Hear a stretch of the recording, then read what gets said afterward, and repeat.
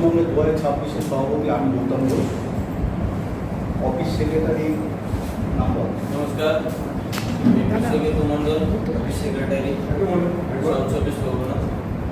আর আমাদের উপদেষ্টা সতীনাথ দেব। আমার নাম সতীনাথ দেব। আমাদের উপদেষ্টা, আমাদের অখিল ভারতীয় ভাইস প্রেসিডেন্ট মন্টু মন্ডল। তা আমাদের মূল আজকের এজেন্ডা হচ্ছে একটাই, অখিল ভারত হিন্দু মহাসভার নাম আজকে ভারতবর্ষের সকলে যার ভিত করে আজকে অনেক সংগঠন উঠে এসছে।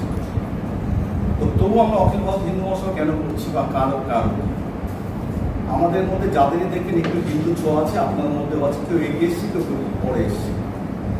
আমাদের আজকে 8-9 জন যে কোর কমিটি আছে তাদের মধ্যেই বসার কথা ছিল এবং তাদের মধ্যেই আপনার সঙ্গে প্রেস মিট করার কথা ছিল।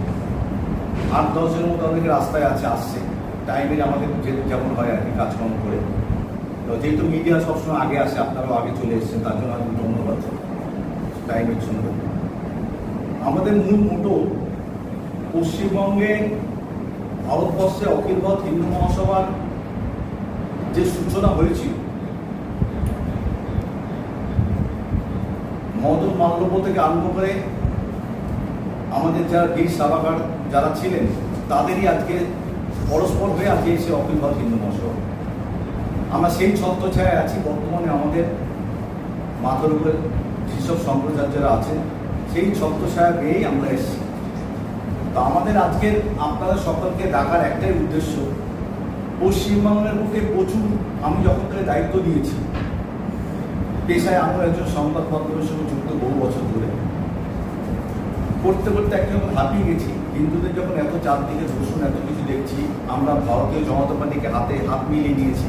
বর্তমান যে চলে গেছে সরকার, সেই সরকারের বিপক্ষে সরকার তো যা করেছে প্রত্যেকটা মানুষ জানে। তো সেই সরকারকে কিন্তু ফেলেছে কোনো দলের লোক না, এই হিন্দু সনাতনীরা সেই সরকারকে ফেলেছে।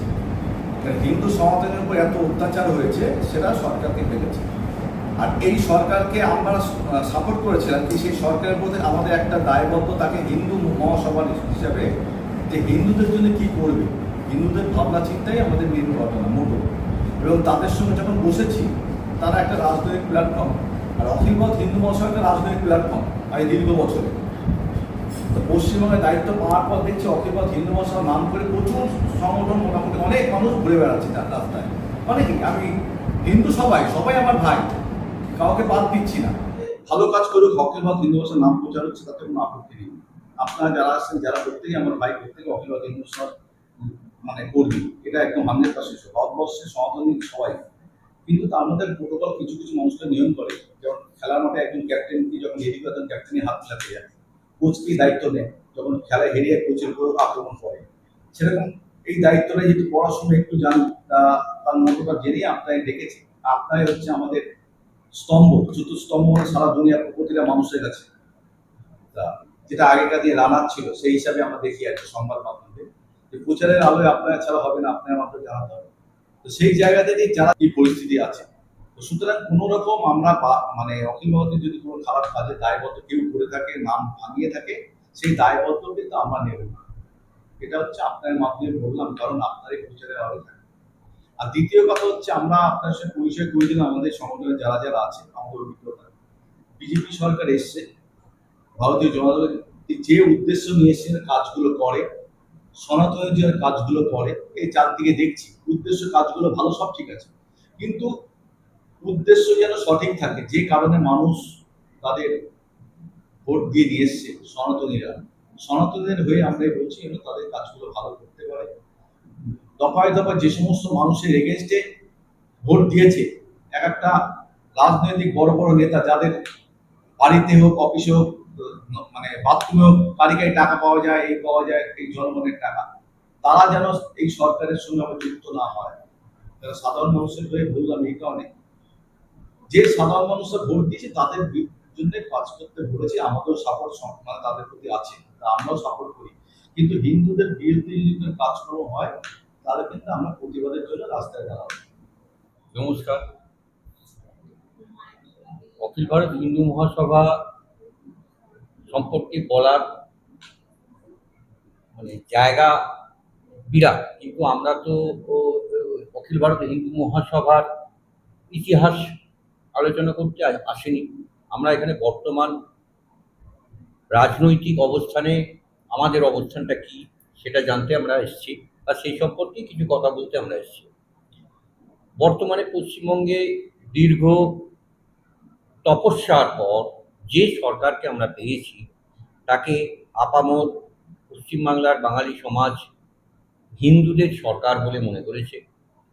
সমস্ত হিন্দু কিন্তু কনসুলেট হয়ে ভোটের বা নির্বাচনের যদি বুথভিত্তিক অ্যানালিসিস করা যায়, চলছে আমাদের অ্যানালিসিস এখনো, তাতে দেখা যাচ্ছে একটা হিন্দু কনসুলেশন হয়েছে, এবং যার ফলে বিজেপি সরকারে এসছে। এটা এমন অনেক বাঙালি আছেন যারা নাক টিপে চোখ বন্ধ করে বিজেপির তারা ভক্ত নয়, বিজেপিকে তারা রাজনৈতিকভাবে মেনে নিতে পারছে না, তাও কিন্তু হিন্দু স্বার্থ রক্ষার্থে তারা চোখ বুজে নাকে কাপড় চাপা দিয়েও কিন্তু বিজেপিকে ভোট দিয়েছে। এই যে অভূতপূর্ব বিজেপির হিন্দু সমর্থন, এই সমর্থনকে পাথেয় করে যে সরকার গঠন হয়েছে সেই সরকারের বিরোধিতা আমরা এখন এই মুহূর্তে আমরা বিরোধিতা করছি না, কেননা তাদের এখনো পর্যন্ত বিরোধিতা করার জায়গা তারা তৈরি করতে পারেনি। এখনো সরকার ঠিক মতন গঠন হয়নি, 1 মাস হয়েছে মাত্র, এখনো পর্যন্ত মন্ত্রী তৈরি হয়নি, কোনো পদক্ষেপ নেওয়া হয়নি। কিন্তু হিন্দু মহাসভার তরফ থেকে আমরা ওয়াচ করছি, আমরা লক্ষ্য করছি যে আগামী দিনে এই সরকার কেমনভাবে হিন্দুদের সমর্থনে ভোটে জিতে হিন্দু স্বার্থে, পশ্চিমবঙ্গের স্বার্থে, অর্থনৈতিক, সামাজিক এবং ধর্মীয় ব্যাপারে কি কি পদক্ষেপ নেয়, এবং সেই হিসেবে আমরা আমাদের পরবর্তী কার্যক্রম ঠিক করব। আপনারা জানেন দীর্ঘ 50 বছর আমাদের পশ্চিমবাংলা যেভাবে অস্তিত্ব হয়েছে, 34 বছর সিপিএম রাজত্ব করেছে, মানে লুটে ফুটে পুরো বাংলাকে শেষ করে দিয়েছে। কল কারখানা, শিল্প সব উঠে নিয়ে চলে গেছে এখান থেকে, কোনো ডেভেলপমেন্ট নেই। তারপর আমরা ভেবেছিলাম তৃণমূল গভর্নমেন্টকে আনার পর হয়তো উনি ভালোভাবে চালাবেন। উনি আগে আমাদের এর মধ্যে ছিলেন মমতা ব্যানার্জি, বিজেপি ইন্ডিয়ার মধ্যে, নানা রকমের এ করার পর আমরা বাধা দিয়েছিলাম যে মমতাকে যদি এই পথ দেওয়া হয় ক্ষতি হবে বিজেপির জন্য বা বাংলার জন্য। তাও না শুনে অটল বিহারী বাজপেয়ী, LK আডবাণী এরা সবাই মিলে ওনাকে স্থাপন করবে। তারপর আস্তে আস্তে দেখা গেল যা ফল, 15 বছরে গোটা বাংলা শেষ। চুরি চামারি করে বেকারত্ব বেড়ে গেছে, শিল্প নেই, মানে হাহাকার পড়ে গেছে এমন অবস্থা। বাংলা ডেভেলপমেন্ট না করলে চলা উচিত নয়, কারণ ইন্ডাস্ট্রি না হলে, ওখানকার রেভিনিউ না এলে একটা বাংলা চলতে পারে না। সেটাই এরা করে গেছে। কোনো রকমে ট্যাক্সের চাপ, টাকার চাপে যেগুলো 18% সেন্ট্রাল গভর্নমেন্ট, সেই ট্যাক্সের টাকা আর কার্ড মানি এসব করে কোনো রকমে চালিয়ে গেছে 50 বছর। যাই হোক, আমরা এখন লক্ষ্য রাখছি ভারতীয় জনতা পার্টি কীভাবে কার্যক্রম করে। যদি ঠিক মতন কাজকর্ম করে, শিল্প আনে, বেকার সমস্যা দূরীকরণ করে, তাহলে আমরা সাপোর্ট করব। যদি বেআইনে যায় তখন আমরা বাধ্য হব অখিল ভারত হিন্দু মহাসভা থেকে ওদের এগেনস্টে আমরা রাস্তায় নামব। এই বলে আজ আমরা সংক্ষেপে বক্তব্য শেষ করব। অখিল ভারত হিন্দু মহাসভা কোনো জাতির, কোনো ধর্মের বিরুদ্ধে নয়। অখিল ভারত হিন্দু মহাসভা যে জাতির বিরুদ্ধে কাজ করে তার বিরুদ্ধে, যে ধর্মের বিরুদ্ধে কাজ করে তার বিরুদ্ধে, মানে কোনো ব্যক্তিগত কোনো ধর্ম বা জাতির বিরুদ্ধে। যে ব্যক্তিটা ধরুন আমার দেশের তৈরি হয়ে দেশের খেয়ে দেশের বদনাম করবে, দেশকে শেষ করতে হবে, তার বিরুদ্ধে হচ্ছে অখিল ভারত হিন্দু মহাসভা।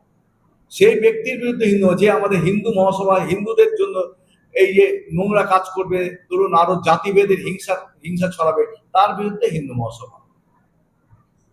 উমেশ রায় বলে একজন বিধায়ক দাঁড়িয়েছে, তার কাণ্ড কারখানাগুলো দেখুন। সে বলছে বাঙালি কাঙালি, সে বিজেপিতে দাঁড়িয়ে বিজেপি হিন্দুর ভোট নিয়ে হিন্দুদের বাঙালিদের উপর কেমন অত্যাচার করছে একটু খোঁজ দিন আপনারা। আমাদের সেইগুলোই প্রতিবাদ।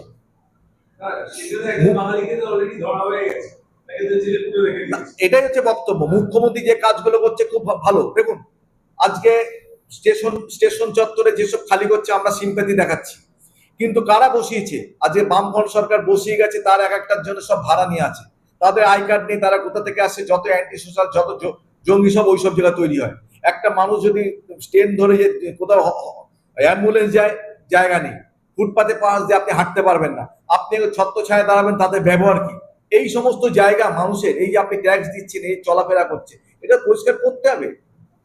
এর জন্য সমর্থন আছে, এটা কোনো ভুল কাজ নয়। তবে সবকিছু যেন মানুষ জানতে পারে পরিষ্কার, কোনো বিরোধিতা বা করছি না।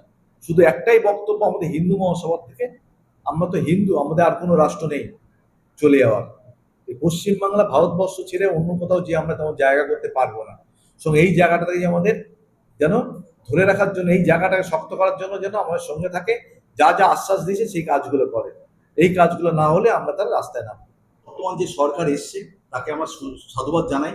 সরকার হিন্দুদের জন্য কাজ করবে, তাকে আপনার প্রত্যেকের অবদান ছিল। আমাদের অখিলভারত হিন্দু মহাসভায় তাদেরকে অনেক শুভেচ্ছা, ভালোবাসা এবং তাদের সুন্দর কাজের জন্য এগিয়ে নেওয়ার জন্য আমাদের সমবেদনা রইল এবং শুভেচ্ছাও রইল। আমরা অখিল ভারত হিন্দু মহাসভাতে একটাই বার্তা দিতে চাই, বর্তমানে এই নামে বহু সংগঠন ঘুরে বেড়াচ্ছে, সেই সংগঠনের দায়িত্ব কিন্তু অখিল ভারত হিন্দু মহাসভা নেবে না। অফিসিয়াল যদি দিক থেকে আপনি ইলেকশন কমিশনার থেকে আরম্ভ করে পুলিশ কমিশনার সকলেই জানে অখিল ভারত হিন্দু মহাসভার মেন খুঁটিকে, কিন্তু যারা যারা এই সমস্ত সংগঠন নিয়ে ঘুরে বেড়াচ্ছে, আজকে অখিল ভারত হিন্দু মহাসভা, কালকে বিজেপি, কালকে তৃণমূল, সেই সমস্ত লম্পট মানুষদের আমরা কোনো দায়িত্ব নেব না। এটা আপনাদের মাধ্যমে বললাম, 1 নম্বর। আর 2 নম্বর, আমাদের আগামী দিনের কাজ একটাই, এই কাজের দায়িত্ব আপনারাই করে দিতে পারবেন। কেন হিন্দুদের নিয়ে যে ভোট নিয়ে বিজেপি আজকে সরকার এসছে, যেন হিন্দুদের জন্য সেই কাজগুলো করতে পারে এবং মানুষের সেবায় যেন তাদের কাজ করতে পারে, সেই জন্য আমরা তাদের সঙ্গে জড়ো হয়েছি এবং আমরা তাদের সমর্থন করছি। যদি কোথাও এবং যদি আমরা সহযোগিতা প্রার্থনা করি তাহলে আমরা করেন, তাহলে আমরা তাদের সঙ্গে আছি। এটা আপনাদের বললাম। যদি আমাদের এই সহযোগিতা আপনারা যদি করেন, আমরা প্রতিটা মুহূর্তে আপনার পাশে কাজ করার সুযোগ পাবো। আমার নাম গৌতম ঘোষ।